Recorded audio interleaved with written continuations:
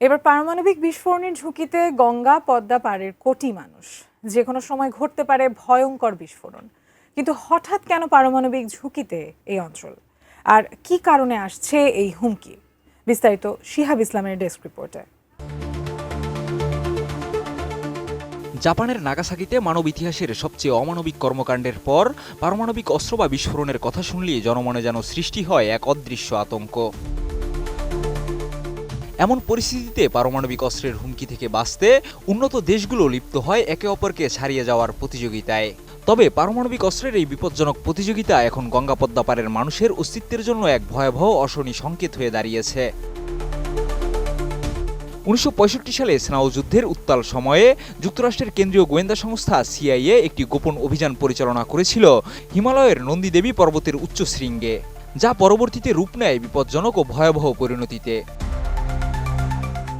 সেই অভিযানের উদ্দেশ্য ছিল চীনের ক্ষেপণাস্ত্র পরীক্ষা পর্যবেক্ষণ করা।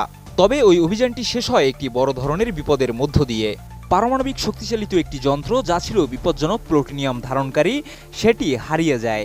প্লুটোনিয়াম অত্যন্ত বিপজ্জনক এবং ওই যন্ত্রটিতে এর পরিমাণ ছিল নাগাসাকিতে ব্যবহৃত পারমাণবিক বোমার 1/3, যা আর কখনো উদ্ধার করা সম্ভব হয়নি। আরএফএল অডিটর, বাঁকা হয় না, ফাঁকা হয় না, আর ভাঙা এক কথায় অসম্ভব।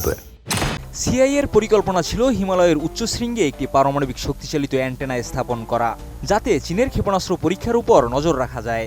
অভিযানে অংশগ্রহণকারীরা ছিলেন মার্কিন এবং ভারতীয় পর্বতারোহীরা, এবং অভিযানে নেতৃত্ব দেন ভারতীয় সেনা কর্মকর্তা ক্যাপ্টেন এমএস কোহলি। 1965 সালের সেপ্টেম্বর মাসে শুরু হওয়া এই অভিযানে শেষ মুহূর্তে একটি তীব্র তুষারঝড় আঘাত হানে। এর ফলে অভিযানের সদস্যরা প্রাণ বাঁচাতে পারমাণবিক যন্ত্রটি বরফের মধ্যে রেখে নেমে আসতে বাধ্য হন।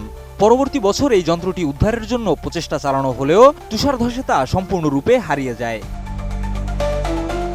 1978 সালে সাংবাদিক হাওয়ার্ড কোহেনের অনুসন্ধানের মাধ্যমে এই গোপন বিষয়টি প্রকাশ্যে আসে। এরপর ভারতে ব্যাপক ক্ষোভ ছড়িয়ে পড়ে।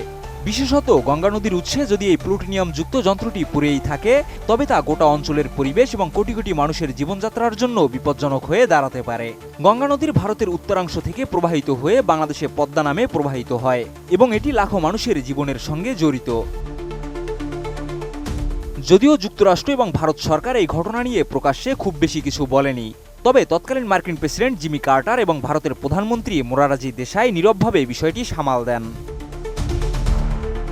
কিন্তু প্রায় 60 বছর পরেও সেই বিপজ্জনক যন্ত্রটি গঙ্গা পদ্মা পাড়ের কোটি মানুষের জন্য বিশ্ব ইতিহাসের এক অন্ধকার অধ্যায় হয়ে রয়ে গেছে। শিহাব ইসলাম, এটিএন নিউজ।